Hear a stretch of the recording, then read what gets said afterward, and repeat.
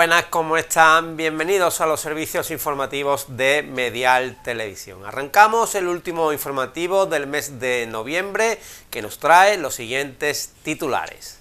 Actividades en Araal en torno al 25N, Día Internacional para la Eliminación de la Violencia contra las Mujeres. Araal ultima los preparativos para una nueva Navidad. El aralense Antonio Navarro, nuevo presidente de la Conferencia Española de Decanos de Economía y Empresa. En deportes, Israel Rodríguez, nuevo entrenador del Unicaja Almería de voleibol. Viernes 28 de noviembre de 2025, llegamos a final de mes y es por tanto momento de repasar la actualidad de estos últimos días de noviembre, días marcados por la celebración de actividades en torno al 25N, Día Internacional para la Eliminación de la Violencia contra las Mujeres. En Araal, este problema, esta lacra, desgraciadamente sigue existiendo, y es que según datos oficiales actualmente hay contabilizadas unas 30 mujeres en la localidad que cuentan con medidas de alejamiento u órdenes de protección. Así lo afirmaba la abogada del Centro Municipal de Información a la Mujer, María Dolores Vera, el pasado lunes durante la celebración del Pleno Joven. La letrada afirmaba que se está notando un aumento en la población joven víctima de esta violencia, incluyendo agresiones sexuales. Por eso, este centro, que lleva abierto desde el año 1991, ofrece atención y asesoramiento no solo a las víctimas, sino a cualquier mujer que lo solicite. Para conocer exactamente la labor de este servicio municipal, el protocolo de actuación y qué tipo de ayuda se le presta a las víctimas, hoy adelantamos nuestra entrevista de la semana y nos vamos hasta los servicios sociales del Ayuntamiento de Araal para hablar con la abogada de este centro municipal, María Dolores Vera. Yo lo que quería decir es que el Centro Municipal de Información a la Mujer tiene su sede aquí en el Ayuntamiento, que trabajamos tres técnicas, una agente de igualdad, una técnica de igualdad y yo como asesora jurídica, que lleva funcionando desde el año 91 y que trata de prestar asesoramiento, entre muchísimas más funciones. La que yo realizo es prestar asesoramiento jurídico a las mujeres que lo demandan, y no solamente a las víctimas de violencia de género, sino asesoramiento jurídico en todos los procedimientos civiles, de familia, en la que ellas se vean inmersas. Con respecto a las leyes más interesantes que han supuesto hitos en la forma de tratar la problemática de la violencia de género, está no solamente la Ley Orgánica 1/2004, que fue muy importante porque es una ley integral que lucha contra la violencia de género y que, como su nombre indica, trata de paliar esta lacra en todos los aspectos con un carácter transversal y multidisciplinar, sino también hay otra ley que no tiene ese carácter de orgánica, pero que también fue muy importante, que fue anterior a la del 2004 que he mencionado, que es la Ley 27/2003, porque es la que regulaba la orden de protección. ¿Y por qué es tan importante? Porque es la que tiene carácter de urgencia. Cuando ocurre un hecho que hace que una mujer interponga una denuncia ante la Guardia Civil o ante la Policía Local de aquí de Araal, la maquinaria empieza ahí, empieza con esa ley, con la Ley 27/2003. Cuando una mujer sufre violencia de género, lo que normalmente hace es acudir a la Guardia Civil. También, como he dicho anteriormente, puede acudir a la Policía Local, pero la más especializada en el tema de violencia de género es la Guardia Civil. Aunque nosotros pertenecemos a lo que es el equipo Biogen de Ozuna, aquí en el puesto de la Guardia Civil de Araal pues también atienden a las víctimas. Entonces, cuando la mujer se desplaza, si ellos le toman declaración, por supuesto, y puede solicitar la mujer una orden de protección que conlleva medidas penales y medidas civiles. ¿Qué medidas penales conlleva? Pues conlleva normalmente una orden de alejamiento y una prohibición de comunicación con respecto al agresor, de tal manera que no se puede acercar a una distancia, el agresor en este caso, a una distancia que determine la jueza o el juez, ni tampoco puede comunicar con ella por ningún medio, es decir, no solamente vía telefónica, sino por un correo electrónico o por cualquier medio de redes sociales. Luego, en cuanto a en las medidas penales, duran en el tiempo lo que dure la sustanciación del procedimiento, mientras que las medidas civiles están en vigor por un plazo de 30 días, prorrogable por otros 30, cuando ya, en este caso, la abogada o el abogado que le asigne presente la correspondiente demanda de divorcio, o en el caso de que estén casados, o de guarda y custodia en el caso de que no lo estuvieran. Como ya he dicho, el procedimiento empieza cuando la mujer interpone la denuncia y posteriormente la llaman a declarar al juzgado de Marchena. ¿Por qué el de Marchena y no el de Sevilla o el de Utrera? Porque nosotros pertenecemos al partido judicial de Marchena. Y los derechos que le asisten a esta mujer es tener a un abogado o a una abogada que la va a asistir en todos los procedimientos que tenga a partir de ese momento, no solamente los procedimientos penales, sino también todos los procedimientos civiles. ¿Qué ventaja supone eso? Pues que un único abogado le va a asesorar en todo el procedimiento, no va a tener que nombrarse uno para una cosa y otro para otra, ¿vale? Aparte de que le asista el mismo abogado, tiene derecho a asistencia psicológica. La asistencia psicológica, ¿cómo se le ofrece? Pues se le ofrece bien cuando nosotros organizamos aquí los correspondientes talleres con una psicóloga especializada en violencia de género, o bien cuando consideramos que, por ejemplo, el taller no está todavía en marcha o porque el taller ya lleva bastante tiempo iniciado y esa mujer se va a incorporar y ya no va a seguir el hilo de lo que es las sesiones terapéuticas que llevan estas mujeres, pues entonces se las manda a Sevilla, al IAN, al Instituto Andaluz de la Mujer, para que reciban asistencia psicológica totalmente gratuita también. Y después se le puede tramitar ayudas económicas. Claro, las ayudas económicas van en función de los ingresos que tenga la víctima, porque si hay mujeres que tienen ingresos suficientes o bien están trabajando o tienen patrimonio considerable, pues no tienen derecho a esas ayudas, evidentemente. Nosotros tenemos una comisión local. Fijaros que la comisión se creó en el año 2000. La ley integral que yo he mencionado es del 2004. Aral ya en el 2000 contaba con una comisión y la comisión la integran todas las instancias que de una manera u otra atienden a la víctima. ¿Quiénes son esas instancias aquí en Aral? Pues está la policía local, como he dicho anteriormente, la Guardia Civil, está también el centro de salud. El centro de salud participa con su directora y con la trabajadora social.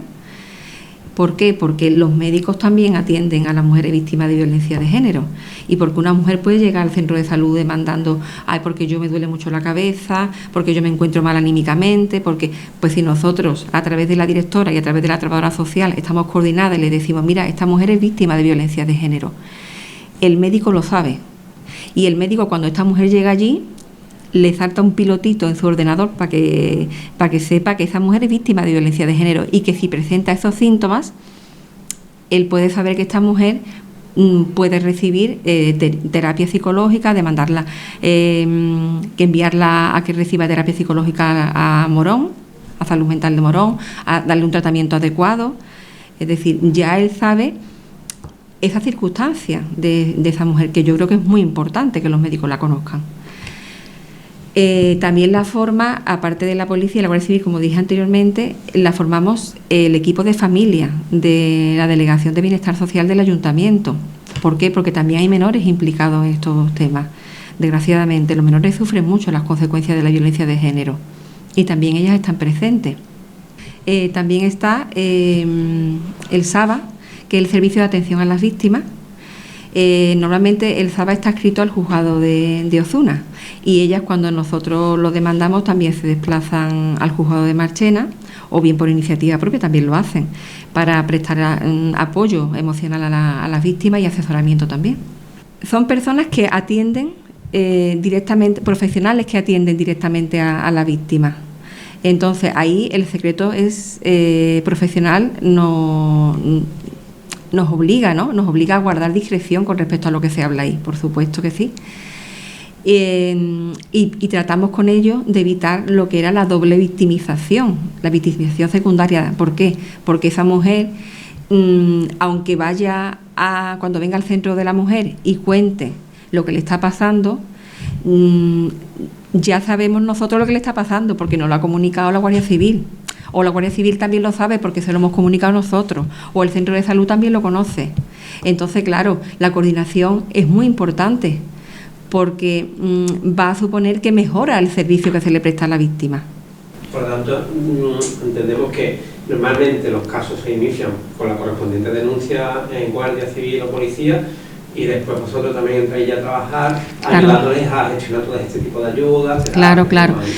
Normalmente las mujeres cuando vienen al centro ya han pasado por la Guardia Civil o por la Policía y llegan aquí porque ellas le dicen, pues pásate por el Centro Municipal de Información a la Mujer que María Dolores te va a asesorar, lo que sea. Hay veces que no es así, que ellas vienen porque relatan tener problemas de pareja y quieren asesorarse previamente de cómo iría el procedimiento. Nosotros le prestamos asesoramiento a nivel penal y a nivel civil, es decir, en el procedimiento de divorcio, porque claro, lo que yo decía de la orden de protección en cuanto a los temas civiles, que también supuso un avance, porque fijaros que no solamente es el tema penal de que otorga una medida de alejamiento o que diga que la medida de alejamiento va a estar en vigor tanto tiempo y él no se puede acercar y prohíbe las comunicaciones, sino también se regula todo lo concerniente a los menores que existen en esa pareja. El tema de la guardia y custodia, el tema de la pensión de alimentos, el tema de cómo se va a regular el régimen de visitas cuando ellos tienen una medida de alejamiento entre los dos y no se pueden acercar. Entonces, es muy importante que se vean todos esos puntos para que la víctima también se sienta protegida. Pero, ahora mismo, ¿cuál es la situación que tenemos en Aral? Mencionabas el otro día en la sección de pleno joven una treintena de mujeres con medidas. Mira, yo lo acabo de contabilizar ahora porque no me gusta tampoco, lo dije aproximadamente. En activos hay concretamente 51 casos en activo, pero con medida de alejamiento u orden de protección hay 34 mujeres actualmente. Entonces yo creo que para una población como la que tiene Aral es bastante importante y también yo quería decir que el tema de la violencia de género está en aumento con respecto a la población joven. Las víctimas son cada vez más jóvenes y también ha habido un incremento considerable de las agresiones sexuales. Entonces yo creo que el factor educativo, y nosotros trabajamos también con los centros educativos, tanto con los IES como los centros de primaria, es muy importante. Aunque sí es verdad que la educación no solamente está en los colegios, por supuesto, la educación está en lo que es la familia. La familia tiene que ser el puntal fundamental y el colegio debe complementar esa formación, ¿no? Y esa educación. Pero si el respeto no se ve en la familia, es muy difícil que el colegio pueda paliar esa falta de respeto. Entonces, por eso también la ley integral esta que yo comentaba, la ley 1/2004, suponía también la obligatoriedad de que la materia de violencia de género se viera en los colegios. ¿Por qué? Porque desgraciadamente esta lacra, la violencia de género, no se está reduciendo, se mantiene. Y claro, la ley preveía y prevé eso de que el tema de la formación, de la educación en valores, también se vea en los colegios, porque contempla medidas de sensibilización, medidas de prevención, medidas de intervención y también medidas de detección de la violencia de género.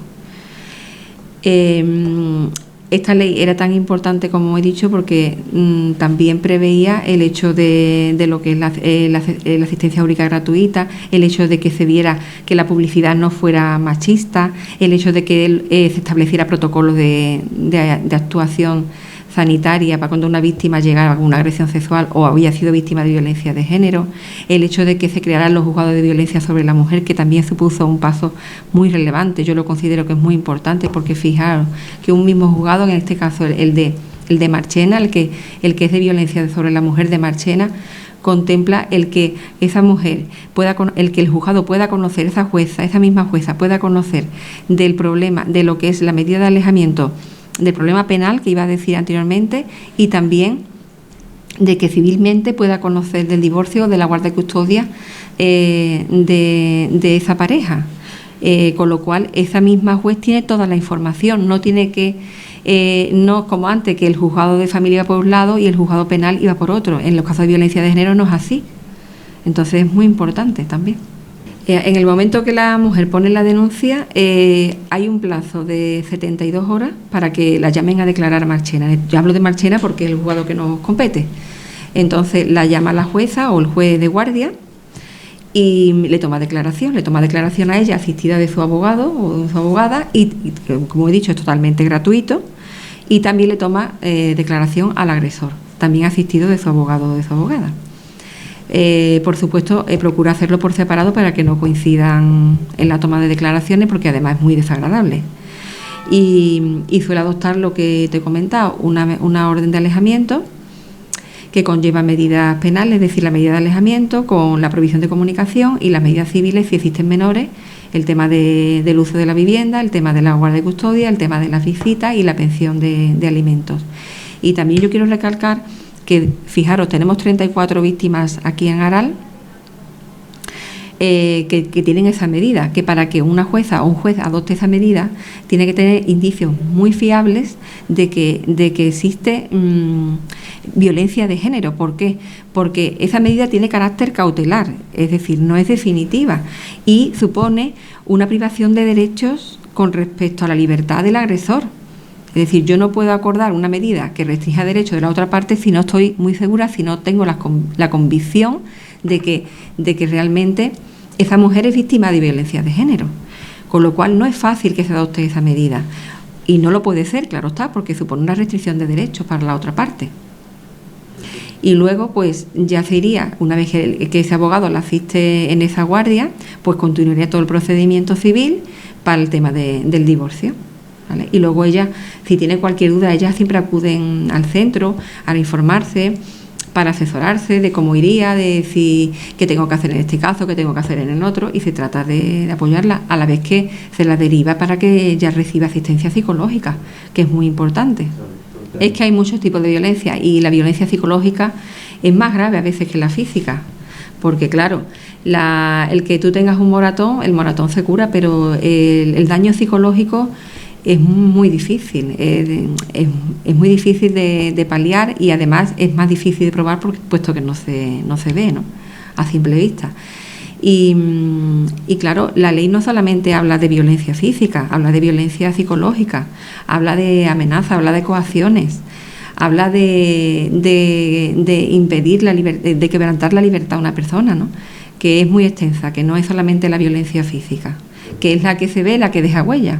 Siempre se habla salen muchas críticas con respecto a la ley, porque se dice que también los hombres sufren violencia, que las mujeres no son las únicas que sufren la violencia en este caso. Pero claro, es que tenemos que tener en cuenta que la ley habla de violencia de género y en el preámbulo, la exposición de motivos, la ley dice que la violencia de género es la violencia que se ejerce contra las mujeres por el hecho mismo de serlo, por ser considerados por los agresores carentes de los derechos de libertad, de respeto, de capacidad de decisión. Es decir, la ley trata de poner freno a una violencia que se ejerce porque las mujeres están en un plano de inferioridad con respecto al hombre. No es la violencia que se ejerce de igual a igual. Y por eso se trata de paliar esa situación. Y cuando vemos la cifra de los asesinatos de mujeres a nivel estatal, no ya a nivel autonómico siquiera, vemos el porcentaje que hay de víctimas. ¿Cuántas víctimas hombres hay? Que los habrá, pero es una cifra totalmente escasa. Y también quería deciros que dicen, hay denuncias falsas. Claro que las hay, pero es un porcentaje mínimo. Y la denuncia falsa no puede obviar la situación tan penosa que existe con respecto a la violencia de género, porque cuando una mujer decide denunciar, lo hace desde el convencimiento y además ya ha sufrido muchísimo. Es el último eslabón de la cadena, como yo digo, ya ha sufrido mucho antes de poner una denuncia. Es una situación muy desagradable porque no estamos denunciando a nuestro vecino, estamos denunciando a la persona con la que nosotros convivimos, con la que tú has puesto todas tus expectativas, todas tus ilusiones, y ver que todo eso se derrumba es muy duro. Entonces, no se puede decir, es que denuncian porque sí o porque eso es una cifra insignificante. Eso es mentira. La mujer que pasa por el centro de la mujer o por la Guardia Civil o por el juzgado no lo hace por gusto. Aquí el porcentaje de denuncias falsas es mínimo. Entonces, yo creo que la gente, antes de soltar ideas así en las redes sociales, debería pensárselo, porque si viera los casos y cómo llega la mujer aquí y la situación por la que pasa, se lo pensaría 2 veces antes de hablar tan ligeramente. Y sobre todo cuando las mujeres las derivamos nosotros al programa de atención psicológica, es un antes y un después.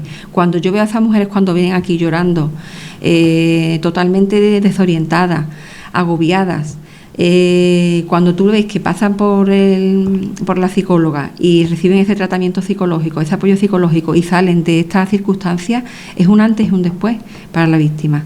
Entonces yo lo que llamo es eso, a que la gente antes de que haga alusiones tan ligeramente en relación a la violencia de género, que lo piense, que lo medite, y que la violencia de género, aunque creamos que no nos puede pasar a nosotros, pues sí, porque le puede pasar a tu hija, a tu hermana, a ti misma. Es decir, nadie está libre de sufrir violencia de género ni de sufrir una agresión sexual. Entonces, que es un tema bastante duro y que no se puede tomar tan a la ligera.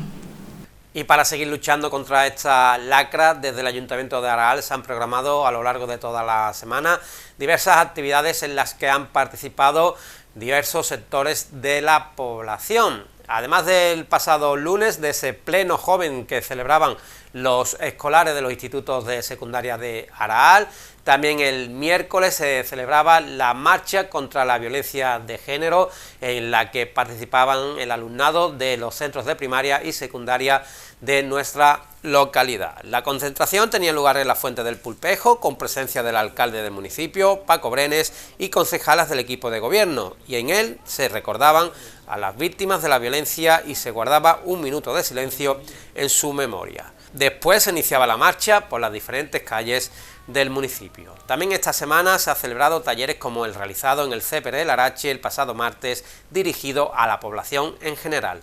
En él, a través de la reflexión y el diálogo, se trabajó la importancia de la comunicación, la igualdad y los límites saludables para construir relaciones afectivas libres de violencia. Las actividades en torno al 25N, programadas por el Ayuntamiento, se van a extender durante los meses de diciembre y enero.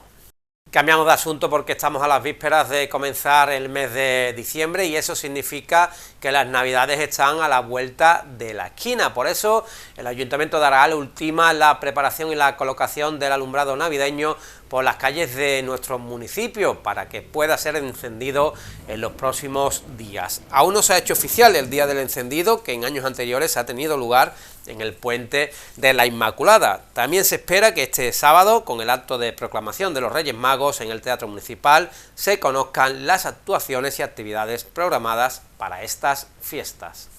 Y con la llegada de estas fiestas también llegan las vacaciones de Navidad para los peques. Por eso, para aprovechar estos días de descanso, desde la Delegación de Juventud del Ayuntamiento de Araal se va a organizar un campus navideño para que se puedan divertir los jóvenes de Araal a través de juegos, manualidades y otras series de actividades. El campus se va a celebrar los días 22, 23, 26, 29 y 30 de diciembre en horario de 9 de la mañana a 2 del mediodía. Las actividades se van a organizar en 6 grupos por edades similares e incluyen actividades como marionetas navideñas, cuentos de Navidad, portal de Belén 3D, circuitos de obstáculos, villancicos o juegos de expresión corporal, entre otros. Este campus va dirigido a niños escolarizados de entre 3 y 12 años. Habrá un total de 120 plazas gratuitas y se dará carácter preferente a familias con ambos progenitores trabajando. El lugar donde se van a desarrollar será el Colegio Sánchez Alonso para niños de entre 3 y 7 años y el Espacio Creativo Joven para los niños de entre 8 y 12. El plazo de inscripción ya ha comenzado y estará abierto hasta el próximo 2 de diciembre. Dicha inscripción puede realizarse de manera presencial en el Registro General del Ayuntamiento y de manera online en la sede electrónica a través de la instancia general. Y en educación, el aralense Antonio Navarro García, actual decano de la Facultad de Ciencias Económicas y Empresariales de la Universidad de Sevilla, se convierte ahora oficialmente en el presidente de la Confederación Española de Decanos de Economía y Empresa. La elección tuvo lugar por unanimidad de todos los asistentes en la 45 edición de dicha conferencia, celebrada el 20 y 21 de noviembre en la Universidad de Lleida, y a la que también asistió el secretario general de Universidades del Gobierno de España. Antonio Navarro desempeñaba la presidencia en funciones de esta conferencia desde mayo de 2025, siendo su vicepresidente desde mayo de 2024. También es el vicepresidente de la región española en el Consejo Iberoamericano de Decanos de Ciencias Económico-Empresariales de Universidades, cuya primera sesión plenaria se celebró en la Universidad de Sevilla en septiembre de 2023. Antonio es doctor en Administración y Dirección de Empresas por la Universidad de Sevilla desde el año 2001 y es licenciado en Ciencias Económicas y Empresariales también por dicha universidad desde 1994. Actualmente es catedrático de Marketing en la Universidad de Sevilla, habiendo impartido seminarios y conferencias en múltiples universidades españolas y extranjeras. Es considerado, por tanto, uno de los principales investigadores sobre el desarrollo de procesos de internacionalización de las organizaciones, habiendo recibido por ello 5 premios de investigación internacionales. Desde más de una década es además el responsable de la red de hispano-lusa de gestión científica, siendo uno de los grandes impulsores de las relaciones entre universidades españolas y portuguesas.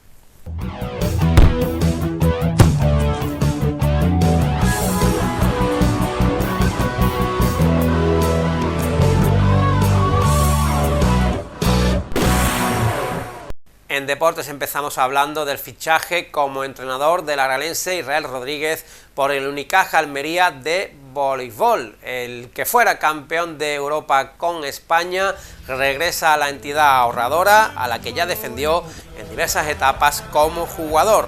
Ahora toma las riendas del banquillo en su debut en Superliga masculina, máxima división del voleibol nacional, como técnico para intentar dar la vuelta al mal momento por el que pasa el conjunto almeriense. Ahora mismo es 10º en la tabla clasificatoria con solo una victoria y 4 derrotas y por tanto con el peligro de quedarse fuera de la próxima Copa del Rey. Aún así, el aralense llega al puesto con optimismo y con la confianza plena en la plantilla, en la que va a tener a sus órdenes a otro aralense, el joven Jesús Ríos. Estas eran sus primeras declaraciones como entrenador del Unicaja Almería.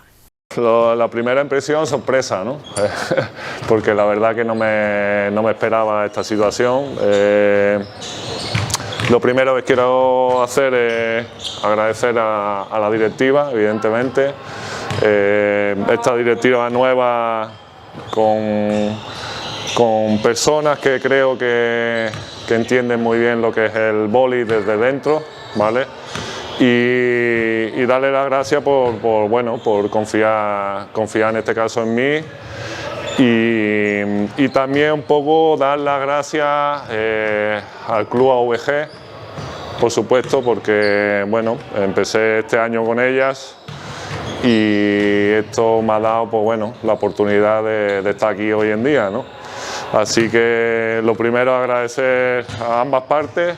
Y bueno, casualidades de la vida y la vida algunas veces te sorprende y en este caso a mí me ha sorprendido con estar de nuevo aquí en Unicaja y esta vez de primer entrenador, ¿no?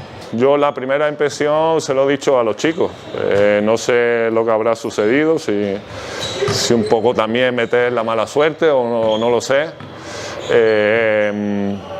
Pero yo los veo hechos unos caballos, la verdad. Veo al grupo, sí que es verdad que siempre que hay un cambio de entrenador, pues los entrenos posteriores siempre son muy activos, digamos, por llamarlo de alguna manera, pero es evidente que el portento físico que hay en el equipo y cómo compite, en este caso, con un día de entreno que he visto, evidentemente el equipo no debería de estar en esa en esa situación.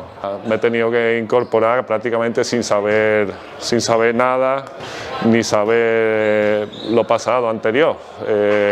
Entonces yo me agarro a lo poco que he visto, que ha sido el entreno de hoy, y ya os digo que el entreno de hoy, si los jugadores, como me han dicho, van a dar su 200%, yo estoy seguro que esta situación se cambia rápido. Hay una mezcla perfecta, como yo digo, ¿no?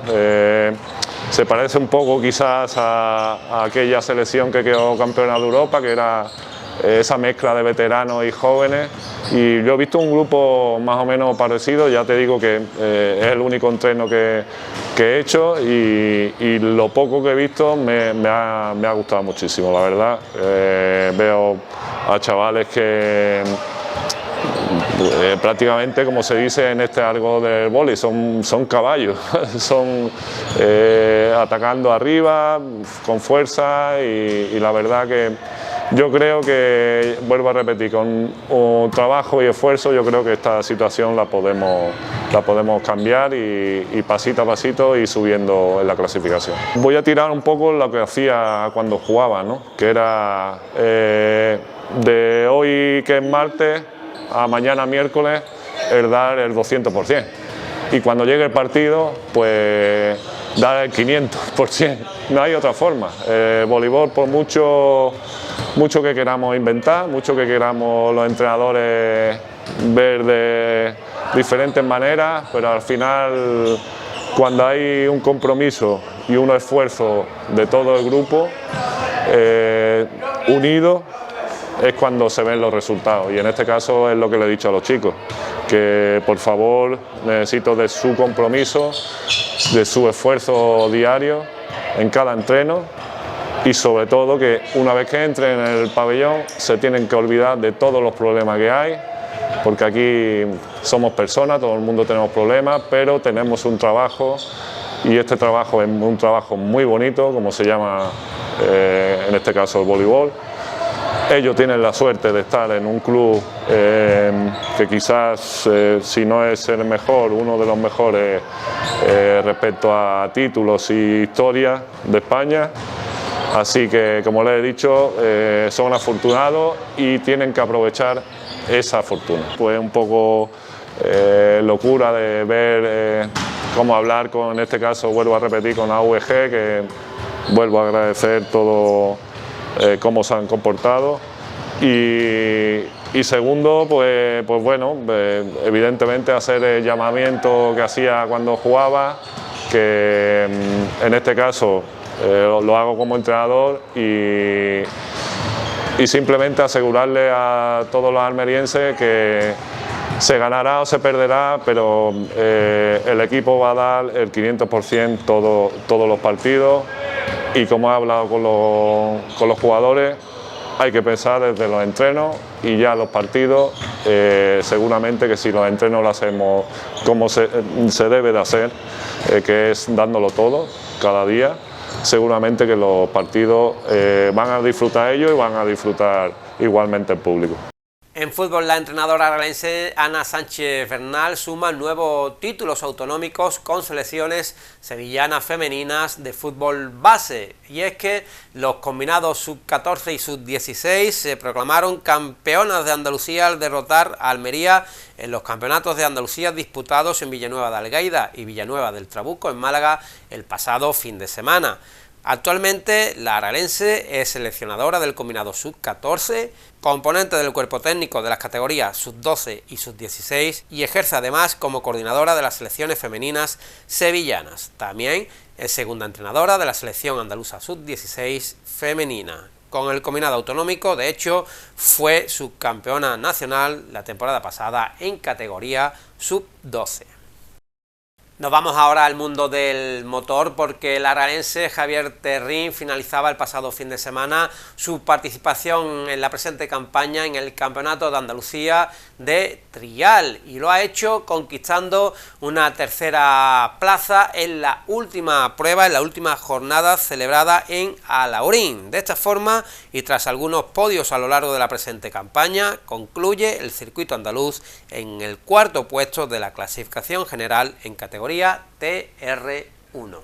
Hablamos ahora de otro joven que, como es lógico, está destacando mucho en los últimos tiempos. Es José Manuel García Navarro, que tras conseguir el segundo puesto en el pasado Campeonato de España de Clubes de Cross en Burgos, ahora tiene nuevas citas importantes. El aralense viajará a Madrid el próximo fin de semana para competir con el Atletismo del Sur en el Campeonato de España Sub-16 de clubes. Allí defenderá los 1000 metros junto a sus compañeros rojiazules. En cuanto a la agenda, repasamos ya los compromisos que tienen por delante nuestros equipos seniors de cara al fin de semana. En fútbol, el Club Deportivo Araal recibe el domingo a las 12 a Palomares y las chicas se enfrentan en el Manolo Jiménez el domingo a las 7 a Atlético Olivarense. En fútbol sala, el Araal se mide en casa al Fil el domingo a las 7 de la tarde. Fuera de casa jugarán el Araal Básquet y el Club Voleibol Araal. Los primeros jugarán en Alcalá del Valle frente a Villamartín el sábado a las 5 de la tarde, mientras que los segundos, la entidad del Ruedo, viajará a Casa de Palestra el domingo a las 12 del mediodía. Hasta aquí nuestro informativo de hoy. Nosotros volvemos la próxima semana con más información y actualidad de nuestra querida Araal. Nada más, pasen un buen fin de semana, cuídense, muchas gracias por su atención. Saludos.